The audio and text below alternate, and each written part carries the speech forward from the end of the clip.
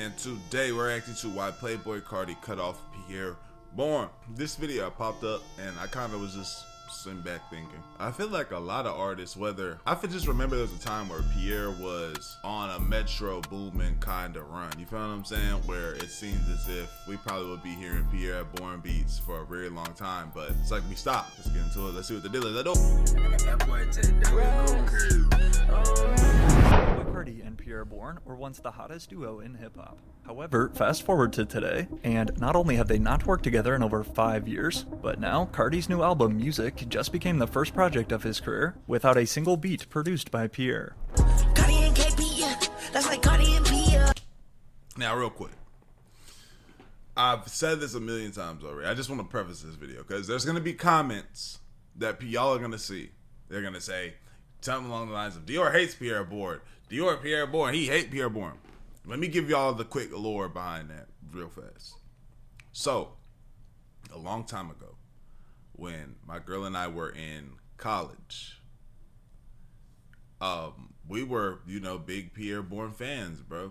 You know what I'm saying? Like, we used to listen to a lot of Pierre Bourne. We found out from Pierre Bourne because we took her little brother to a Playboi Carti concert. This before Carti was big. Pierre Bourne came out, was performing on stage before him. Then Carti came out. This before Carti was just crazy. It's kind of wild to see now, but that's just what it was.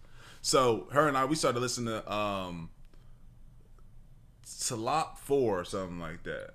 The Life Pierre 4. Or I think in the one before that. But we were bumping them. You know what I'm saying? We were listening. And one day, my girl's on Twitter and she put something like the Pierre Bourne album fire or something like that. Well, I don't know, caught wind of it. He goes and he DMs my girl, right, on Instagram. So, you know what it is. We just both see it. It's like, damn, that's crazy. Time goes on where, my girl's in the picture. She'll not send the picture. She'll post her picture or something like that. And it just revealed to me that, mind you, this was during the time where I was I was producing, so I was coming up as a producer, and I'm seeing this, I'm like, dang, that's crazy, you know what I'm saying? But I'm trying to come up as a producer before I was able to become a successful producer. But I'm seeing them, and so I'm like, well, this is the name of the game. I got a good looking woman, you feel me? She want to get DM'd by somebody, so nothing happens, so we good. So, she don't respond, we leave it at that. Time goes where Pierre is reacting, he's basically talking to himself in DMs. And it just made me dang, that's crazy. Look at him wild, because as somebody that's doing this thing, you talking to yourself, he putting the heart, saying shit why won't you respond? You know what I'm saying? And it was just damn, that's kind of wild, you feel me? And essentially, I guess from all the no responses and junk like that, he ended up unfollowing her, and then he just moved on about his life. But he was on that for a while, bro, about a year. He wasn't every message, he wasn't, or every picture, he wasn't hearting and trying to. But for a while though, he was doing that for about a year consistently until one day he just unfollowed my girl. But that's just, I just told people the story. I was like, yeah, that's that kind of wild. These people, they be going out sad. But that's also clear. Now that I'm older and I've seen certain things from my girl's friends, certain football players and rappers hitting them up, it's they're all they seem like they all is just losers. They don't know how to, they be spamming. It's crazy. But that's just the lore behind it before we get into the video, because I already know there's going to be a bunch of comments and they're going to see, people are not going to know what the hell's going on. So just want to preface that. Let's do it. In addition to this new snippet, basically confirming that their run is over, and that Pierre has been replaced by guys like KP and Filthy. Just 2 weeks ago, when a fan also sent this DM begging him to reunite with Carti, trust me when I say this, Pierre typed back, I've been trying for years. So, what actually happened between Carti and Pierre? And then, more importantly, will they ever work together again? I thought I had Pierre, but the label tricked me, Carti rapped back in 2020. But despite missing out on signing Pierre Bourne to his Opium record label, telling Complex, quote, I slept on the decision, but when I woke up, he was signed to a major label. This definitely didn't stop Carti and Pierre definitely should have went Opium on him. You fucking bitch! Didn't mean to do that one. I didn't mean to do the fucking bitch one. But he should have definitely went Opium on him. For real. because, like, he might have had to address the aesthetic. He might have had to switch himself up a little bit, but he should have went Opium. I ain't gonna lie. That would have been hard. And Pierre, though, from not only shifting the sound of rap music, with even their unreleased leaks going #1, but also at the same time forming a very close friendship. Since 2017, before Carti's album, the self-titled Playboi Carti album, before that, music didn't sound the way it sounds now. Like, it's proof. Like, mind you, when we was like, and this not making him, I'm not trying to make him be no weirdo or nothing, but hold on, let me look up how old he was, how old Pierre Bourne is right now, just so I can make sure I got my facts right. He is 32. Wait, 27?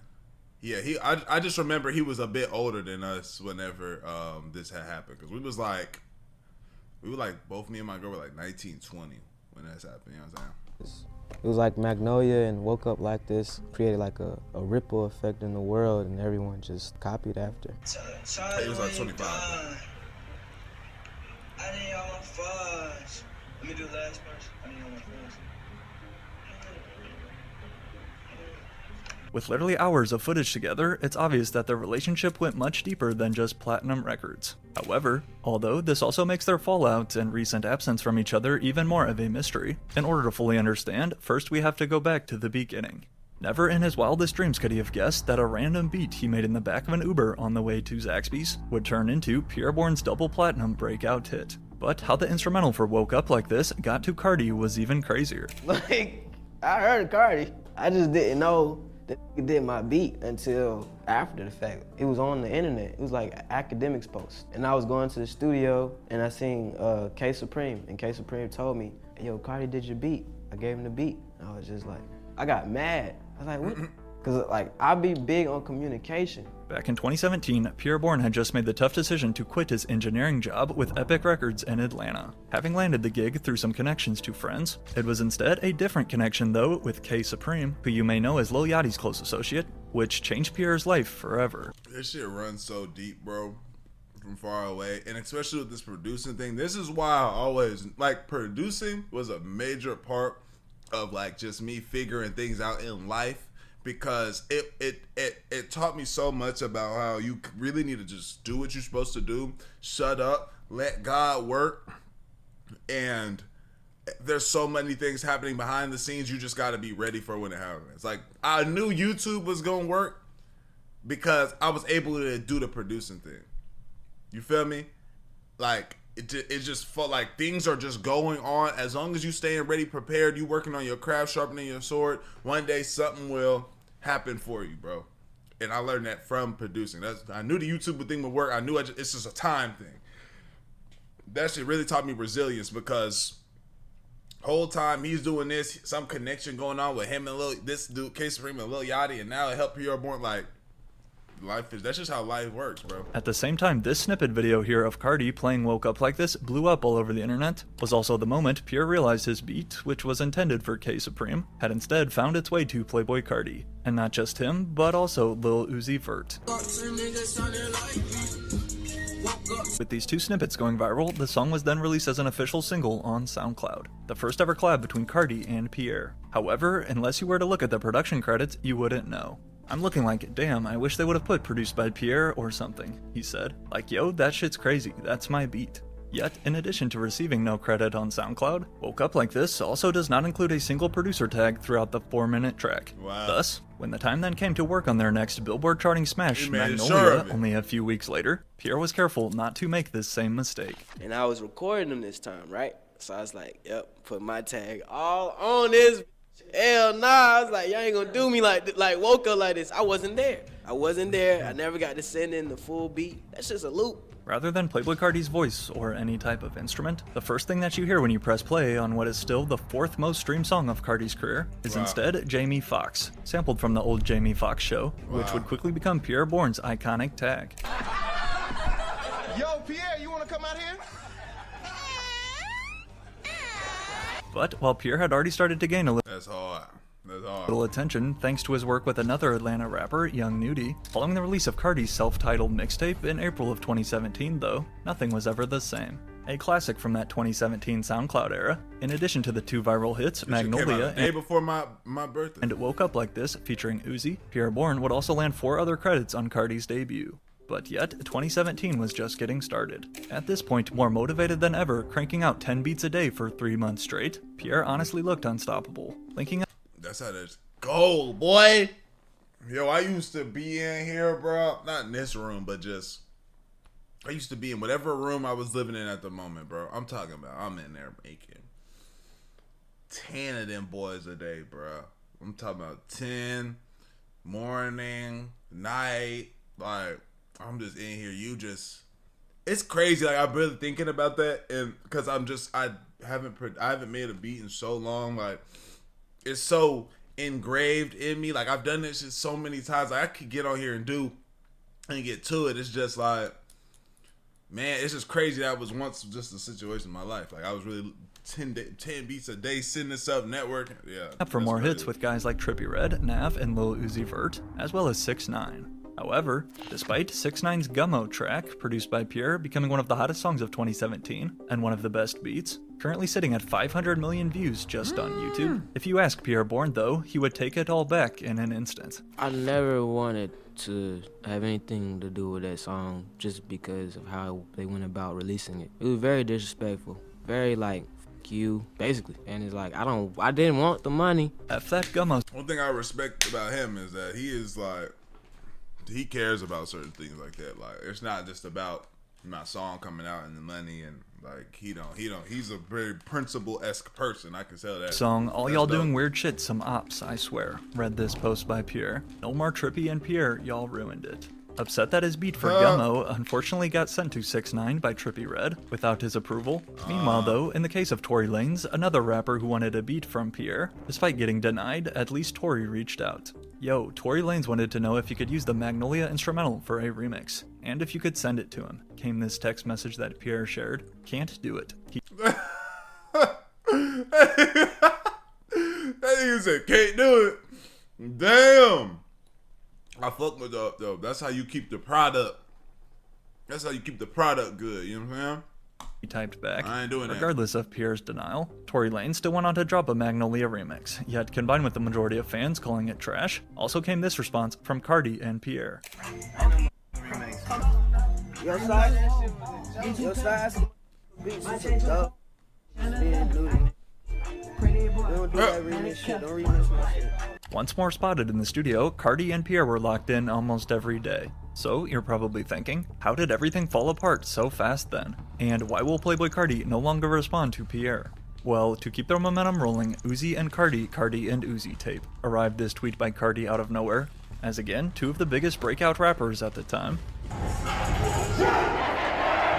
Bro, shout out everybody that remember this time period.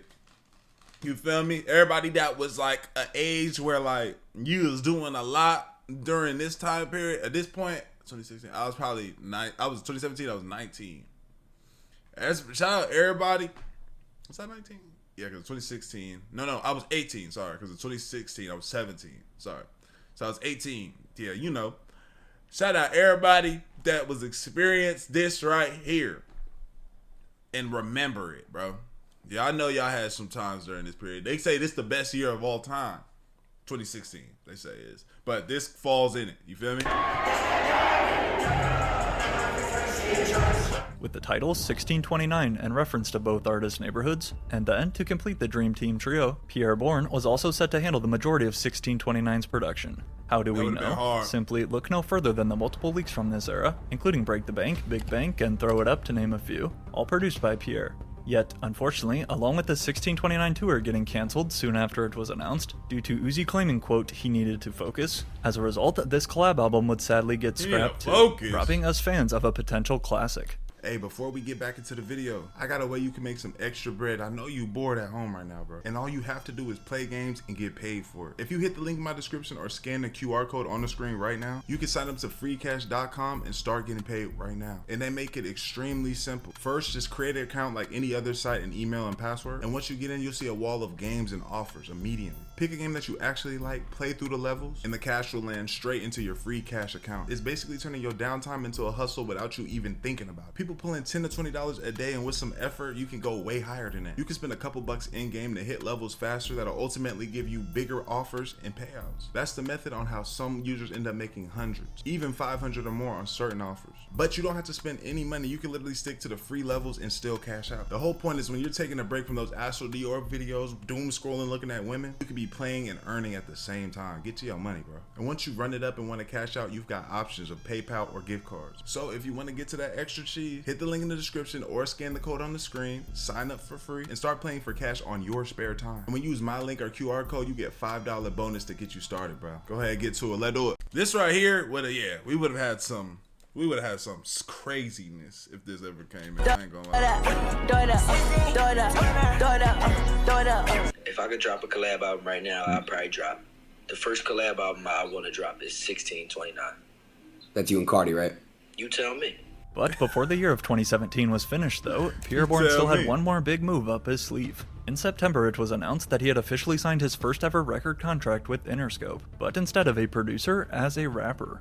In addition to making beats, Pierre Bourne has also been a rapper himself, ever since he formed a rap group with his friends back in high school called the Bourne Ones. And not only was his hard work paying off, signing to a major label now, but the news also came that Pierre was launching his own record imprint too, called Sauce House, with this logo right here. Now, you're probably wondering how things could possibly get better than this for Pierre Bourne. However, prior to getting left off of Carti's latest album for the first time in history, 2018 though was somehow even bigger for Pierre. Although 1629 got shelved, when the time then came for Playboi Carti's debut studio album, this was essentially a Carti and Pierre collaboration. In my opinion, what remains Playboi Carti's best project to date, dropped as a surprise in 2018. Literally, of the 19 total tracks that we hear on Die Lit, 15 of them feature production by Pierre Bourne. And Die Lit definitely has some T-Lop 4 beats on there. So what's stuff that you already... Yeah, you could tell. You could tell. And that T-Lop 4, I'm telling you, that T-Lop 4, like, me and my girl, even after this situation, like, how am I supposed to be mad at... I'm not mad at a nigga that contacts a beautiful woman. How could I be mad at you? You see a woman and you think she look good. That nigga don't know me from a can of paint. I was just disappointed in how, like, dang, I thought, like, you look moving kind of lame. Like, I thought you was a cool nigga. You feel me? Which I think he probably is. It's just you know what really got me? Why aren't you responding? That was like, it ain't no hard feelings on him, nothing. That T-Lop 4 was hard though. Me and my girl still bumping that after years to come. But we kind of fell off a little bit. I think with the next couple, we weren't really rocking with those too much. You feel what I'm saying? Did you record it too? Yeah, like where my album was, where at that time where I was like, all right, it's done. These are the songs for it. I might have played a beat and he'd be like, nah, I want to do that one. And in my mind, I'm like, damn, that's one of the songs on the album. But yeah, I'll just do another song because we got to keep this shit going. Right. As Pierre told Genius, he was willing to sacrifice multiple songs that were originally meant for his own album in order for Carti to use them on Die Lit. But besides his beats turning into hits such as Fell in Love, R.I.P., and Love Hurts featuring Travis Scott, Die Lit would also mark the album that first introduced Pierre Bourne to the mainstream as an artist, with Carti letting him have a verse on track 7 right now. I started making beats for myself first. To rap on, okay. Yes, Gotcha. and I moved to Atlanta to engineer for myself first. He called me and said, I didn't know you rap. I was like, you ain't tell me to play you my rap song when I pulled up. You said you wanted to play some beats. Right, no, I got that. I would have rapped on the first album, but I said, nah, I kind of like this shit. I might blow up as a producer, be one of the biggest producers in the world. Yeah, let's do it. Let's run it up. Although, in my opinion, Pierre is definitely better as a producer than as a rapper, it was still cool to see him try and branch out. Continuing on to then cook up with more superstars such as Kanye West, working on tracks including Yikes off of his 2018 album Yeah, before winning his first Grammy ever for his production with Kanye on Jesus is King, not to mention also producing the underrated Travis Scott single titled Watch, and another leaked Carti grill, Cancun, in 2018, which went viral all over social media. Walk around them bills, walk around them bills. By 2019, Pierre Bourne was one of the most popular producers in the entire industry, and for good reason. Locking in next on his own debut album, The Life of... This the one, man. I'm telling y'all, if y'all ain't heard this, go. This is angelic. For real. I'm telling you. This is like, I don't hear enough people talk or know about this. Like, I don't know, maybe, you know what I'm saying, y'all are hip already. If you are not, this is angelic. This is a masterpiece. Please go bump this. I'm telling you. for real. Of Pierre 4. I'm about to bump it when I get off of After this. Kanye's Life of Pablo. Great album. While of course, one of Kanye's best. Great album right there. still making sure not to stop his growing list of mainstream hits, placing 4 credits on Eternal Take with Uzi, a beat for Juice WRLD's Bad Boy that was released later on. Before then, I like that song. at least as it initially seemed, production all over Whole Lotta Red. I just got some Miami, so you know what I mean? I'm trying to drop my shit in the 60 days.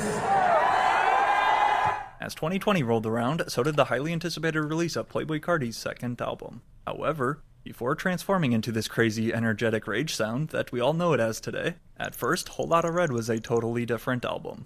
Instead of these new producers such as wokeuplikethis, Starboy, Out of Town, and Art Dealer, Wake up, filthy. to continue their unstoppable hot streak, Carti's very first version of Whole Lotta Red was set to be filled with Pierre Bourne beats. And to prove this, combined with these tweets by Pierre himself teasing the album, which, as we're about to see though, would be the opposite of how he felt in these posts after getting left off. But just prior to the album's release, Playboi Carti was hit with another massive wave of leaks, forming what fans know today as Whole Lotta Red V1. All of these songs that we were getting to hear from this era, including Neon, Molly, and Pissy Pamper, aka Kid Cudi, were literal proof that the combination of Carti's soft V1 baby voice over Pierre Bourne's mesmerizing production is the perfect formula for viral bangers. When I first heard this shit, I'm like, man, what the f***ing Carti talking about, man? This nigga sound like a whole damn, that's what I said. I said he sound like a goddamn baby. So I had to just keep listening to it. I had to goddamn stick my ear to the damn song and hear what the f*** he was saying and shit, you feel what I'm saying? Once I heard it, I'm like, oh.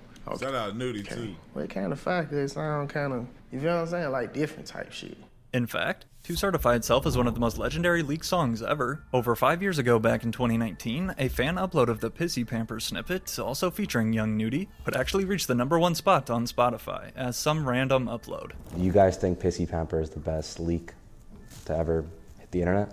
Shit, yeah, I'm with it, yeah. I'm with it.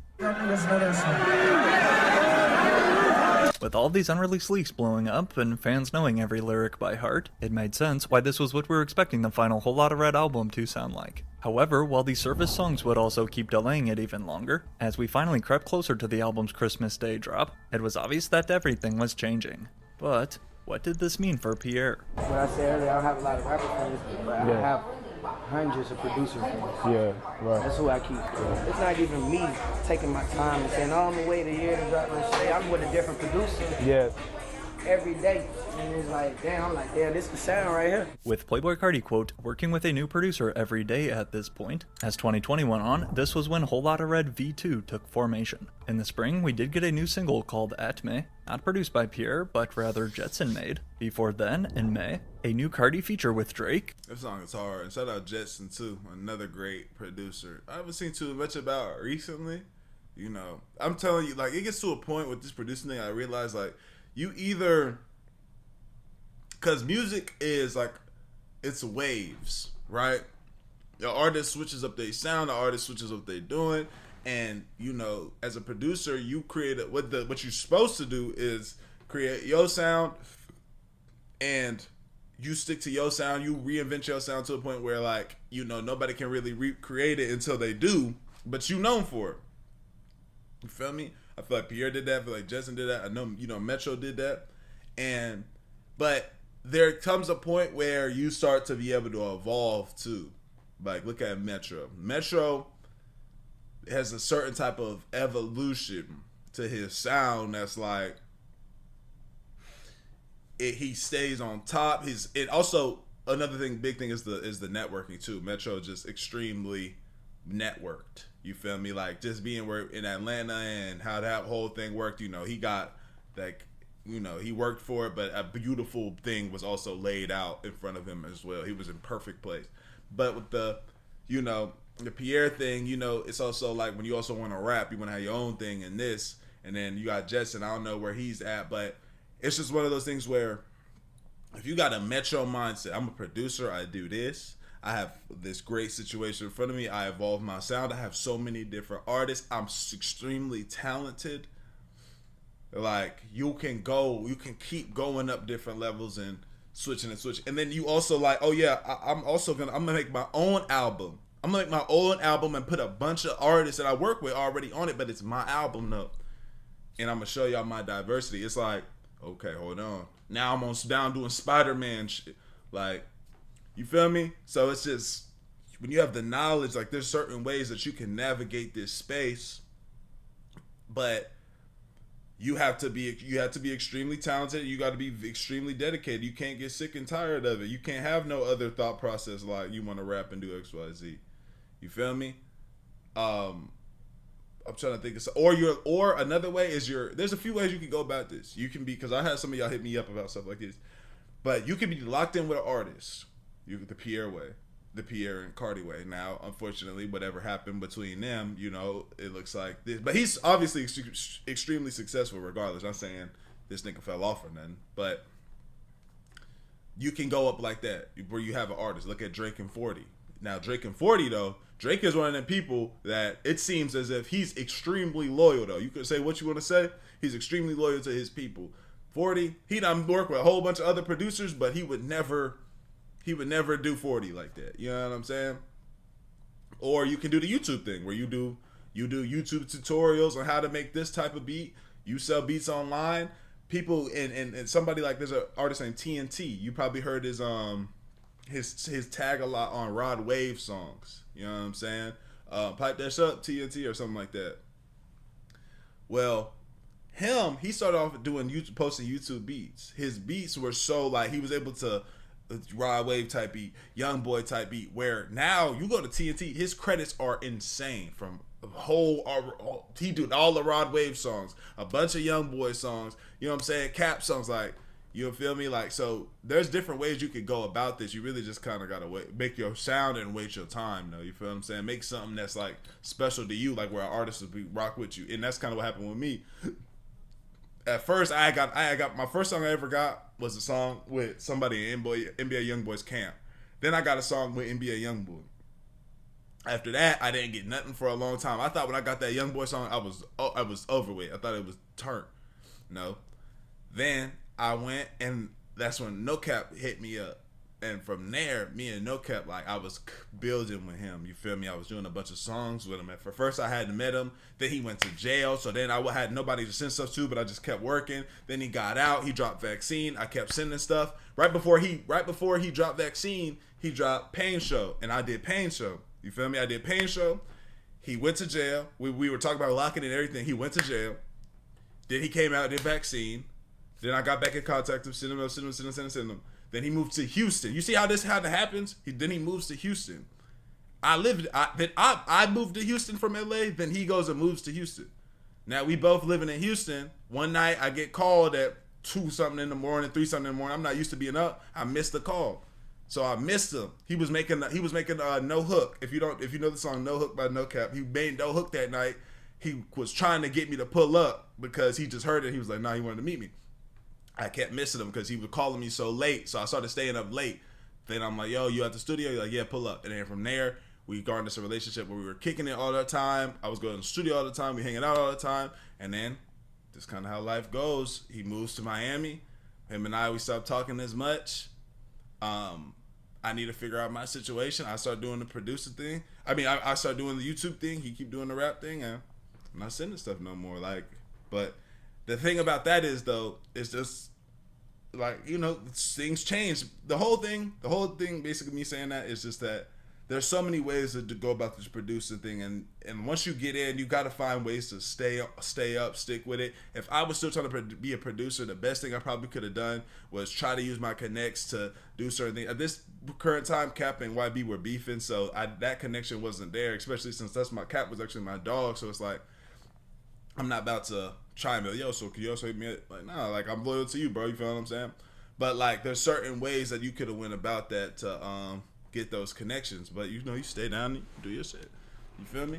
There's certain ways how you got to keep this producer thing. You got to stay on it. So many new producers every single day, bro. With production by Pierre Bourne, titled Pain 1993, in reference to their friend Ian Connor, although there is also a leaked version out there with him doing a more normal voice. According to these text messages between Drake and Ian Connor, it was actually Ian who didn't like Carti's OG voice and asked him to redo it using his baby voice. Pain 1993 debuted at number 7, surprisingly marking the first Billboard Top 10 entry of Carti's career. However, while the world was starting to warm up to this new baby voice, after later going live on his Instagram right before his album's release, previewing multiple snippets like Stop Breathing and showing off his bright red hair, combined with the news too that Kanye West was now executive producing the project, fans no longer had any idea what to expect. Crazy watching all my moves. My bitch say I dress real nice, dress cool. If Rick don't cut you and check it better sue.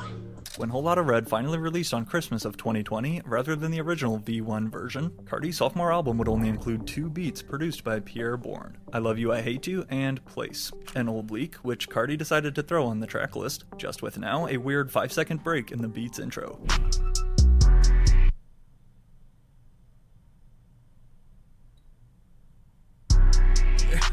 But in addition to the very mixed reaction from fans after its release, such as the hashtag WholeLottaMid trending Christmas morning, while not exactly saying any words, these 2 tweets were then posted by Pierre on December 25th, appearing to be sad since he was barely featured on the final track list.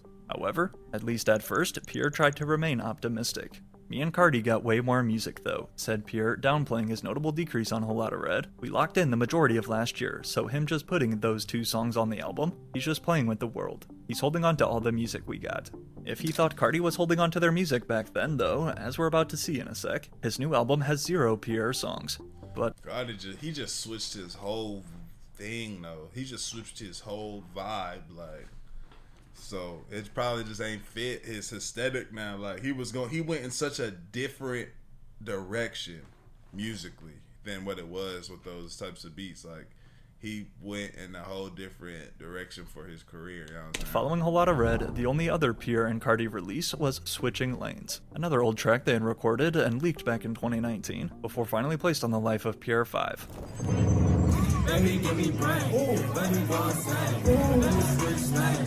Which, as it turns out, besides Carti not promoting this song or the project at all, leading some to think this upset Pierre, the Life of Pierre 5 was also supposed to feature a verse from Drake. My biggest regret is not finishing the last 2 bars on Drunk and Nasty, Drake comment on Instagram. Which, yo guys, real quick, speaking of Instagram, I'm really trying to grow over there too, so if you don't mind dropping me a follow and staying up to date on when my videos are posting.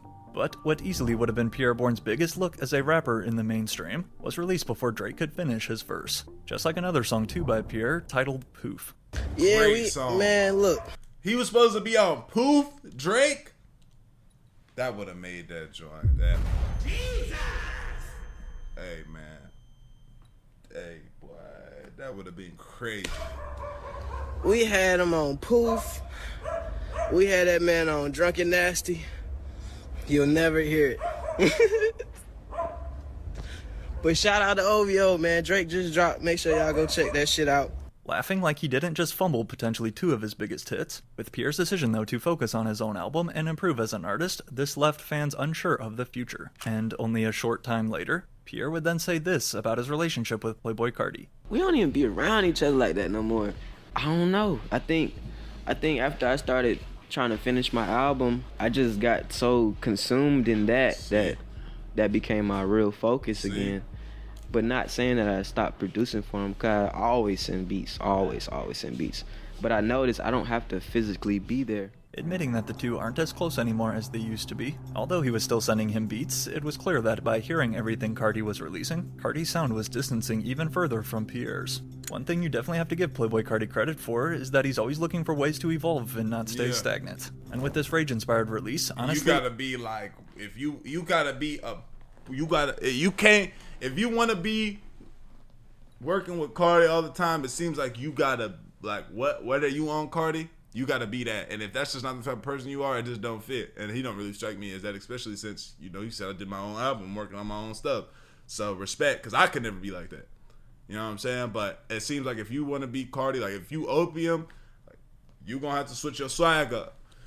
You feel me? Influencing an entire new generation of rappers, including Yeet, who has even used Whole Lotta Red, Playboi Carti YouTube-type beats for some of his biggest hits, which I've covered in another video. However, while up to this point things still appeared okay, 2021 was when the disses started flying. Would you ever want to be on a Pierre beat? One fan asked Ken Carson on Twitter, which the Opium artist then typed back. Whoa, okay. Nope. That dude told me I wasn't on the same level as him. Ever since that day, I've been going up. No beef, but I just wouldn't feel comfortable working with him. Although we're about to learn in a sec that this is now a lie, as the two have seemingly made up, besides this interaction as well on Instagram, going back and forth about who You really my son with these on. Oh, brother, somebody who actually started wearing what shoes first, and Pierre saying Ken is really his son. Only a month later, though, came what many saw as a sneak diss from Carti himself. On April 2nd, 2021, Pierre Bourne released the new music video for his song, For You. However, only a few hours later on this same day, Playboi Carti then decided to release the new music video for his hit song, Sky, with no prior announcement. Considering that Whole Lotta Red had dropped over 4 months ago in December, for Carti to post on the exact same day as Pierre, who shares a similar audience, was indeed a little strange. But I don't know if that was anything. Was Carti really trying to overshadow Pierre on purpose? Well, if you ask Pierre himself, nigga, don't want to see me glow this red. Cause the thing, like, I don't think that's the case because, like, I would imagine, what year did this drop? He said this drop. Nobody April 2nd, was 2021. 2021. People wasn't out trying to, like. I guess maybe they was looking for the Pierre Bourne song 4 years ago. 2021. When did the life of Pierre? I just feel like he just, I don't know, like he said trying to I don't know. See me glow, this shit written. Claiming that Carti doesn't want to see him win. Although fans were still left with little answers, the Opium disses did not stop there. What you want the public to call you, like Opium J? You can call me J. Yeah? J, but Opium Baby too. It's my art handle. Yeah. Opium Baby. Yeah. Following some shade by Opium Baby, who is Playboi Carti's close friend and co-founder of the Opium label. After he threw some shade towards A$AP Rocky for allegedly leaking one of their songs, Pierre Bourne was quick to jump into the conversation. Don't bite the hand that feeds you, essentially telling them not to be mad at A$AP Rocky, who has played a huge part in Carti's entire career. F Pierre too, Opium Baby tweeted back. I had to beg bro to let you in the studio. Don't bite the hand that feeds you. I just seen you in New York in the studio and I tried to glue this shit back together for you. Bro ain't checking for you, boy. Claiming that Opium Baby was the one who had to beg Carti to let Pierre back in the studio one night, cause he quote, ain't checking for him no more. This only fueled the rumors that the iconic duo of Playboi Carti and Pierre was truly finished forever. I was talking about some y'all miss Uzi and Carti. Man, I miss Pierre and Carti, man. It was just a great time to be around, bro. Without Pierre, self-titled and Die Lit wouldn't even be a thing. Anytime you heard them arcadey, bouncy type of beats and then you hear, yo, Pierre, you wanna come on? You knew it was finna be. Like, I'm really sitting here, I'm like, bro, where would Carti be without Pierre? He's the whole reason that Carti is lit right now. Think about it, when Pissy Pamper blew up, who was that produced by? All those leaks and unreleased Magnolia. songs. Bro, he only had 2 songs produced on Whole Lotta Red, and bro, I Love You, I Hate You was the best one. Yet, although at this point the stars of Opium appeared to want nothing to do with Pierre Bourne or his beats, a year later in 2023, we actually saw Pierre link up with the Opium duo known as Homicide Gang for a collab. And despite them being the least popular members of the crew, this gave fans at least a little hope that maybe one day Pierre and Carti could work together again. So has that day ever come? Well, unknown to many fans, since it was the much bigger rapper Yeet who was spotted in the same club as Carti one night in Paris, and while I've also made a video diving into their strange history, what was far less reported that night was Pierre Bourne also being in that same club too.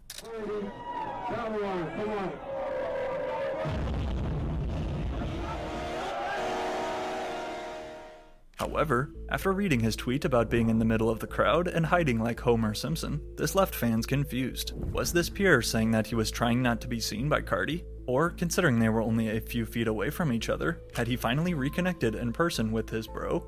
Still to this day, unless you were there, we don't know what went down at this club that night. Yet, only a few months later though, in October of 2024, in an attempt to put some of the rumors to rest, Pierre Bourne took to his Instagram with 1 million followers to say this about Carti. Alright. Y'all gotta stop the bullshit with the Carti shit, man. We locked in for life. What's wrong with y'all niggas, man?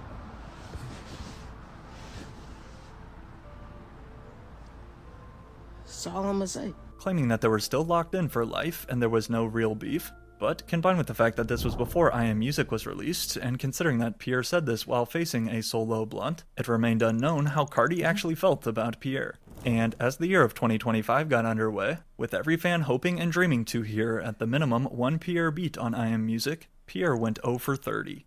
When you compare his work with Carti over the years, it's even more surprising to see that Zero stick out next to his latest. However, what made fans then turn confused though, was seeing this post on Playboi Carti's story, just days after the album released, sharing with us a DM from Pierre congratulating him on the new project, continue inspiring and putting smiles on so many faces, to which Pierre also reposted on his story and added these 2 emojis, including the infinity symbol. Yet, despite Carti also typing at Pierre Bourne 4L, as other fans point out, this is like when you text your ex happy birthday, his first time acknowledging Pierre in like 4 years. Now, whether this interaction was truly genuine or simply for show is up for you to decide. But only a month later in April, after fans noticed that Pierre had liked this picture of Ken Carson, speculation started swirling that Pierre and Ken may have possibly made amends to their past beef, and soon reposting this album promo, to much surprise, included on Ken Carson's 2025 album More Chaos, at track number 21 is Ghoul, with a super spooky beat produced by Pierre Bourne. Seeing Pierre work with That shit look like it's gonna sound hard. Ken for the first time felt like a big step in the right direction. However, just a few weeks ago though, back in the beginning of September, a fan had sent this DM to Pierre saying we need him back in the lab with Carti, to which Pierre replied, "Trust me when I say this, bro, but I've been trying for years." Yo, Pierre just said he been trying to get in the studio with Playboi Carti for years. Like, I'm pretty sure we all know that Carti did move on and elevate his sound to something completely different. I don't think we're gonna get this duo ever again. Pierre probably do be sending him beats here and there or whatever, but they haven't been. Carti struck me as the type of person to be like, nah, we good, yeah. And then when he get like in the cut with some people, he like, bro, ain't nobody trying to hear that, bro. Ain't nobody you trying to hear that. I'm trying to XYZ boom bap bop. It's like, damn nigga, this nigga hard. Who knows, man? Maybe it's a business thing. Maybe the business be weird or wonky or something. To the stew in years. And Pierre's just making it clear. I think we all pretty much know how this is gonna play out. While the answer to why Playboi Carti does anything is always a mystery every single time, I think this quote from his interview with Kid Cudi is actually our best evidence to point to. When asked the motivation behind his decision to work with a total of 23 producers on Whole Lotta Red, you got rappers who like being around rappers, and then you got rappers like me who like being around producers. I'm always looking for that new sound, Carti said. I'm a producer head, that's what I love. Adding, I'm never stuck on one producer either. I ain't never dropping an album without popping a new producer. So, although yes, there has likely been more that went down behind the scenes, aside from their petty back and forth moments that we just learned, the truth is, Playboi Carti has seemed to simply just move on from. And I mean, at the end of the day, if you look at it, bro, that works for him. It worked. Like, he wasn't in no way, shape, or form like, he wasn't falling off whenever he was doing, you know, he did Die Lit and the other ones, like certain albums with a lot of the same producers. But you really see how he's broke into a different level of the mainstream and done certain things and elevated his sound as an artist by constantly working. Look at people like Drake. Drake constantly working with a bunch of different producers. He probably just took a page out of certain people's book and was like, okay, my sound, like I just always trying to elevate my sound and do different things with it. And I think that's just what it is. And I gotta respect that, bro. Like, you lock in with a producer for a while, y'all get good, but we can't. You as a producer, unless you are also elevating and changing your joint up, you know, that's just how it is, bro. Oh, my battery. That's just what the deal is. That being said, y'all let me know what y'all think, man. Like the video, sub up, comment, the channel. I appreciate y'all. Great for y'all. We gone, man.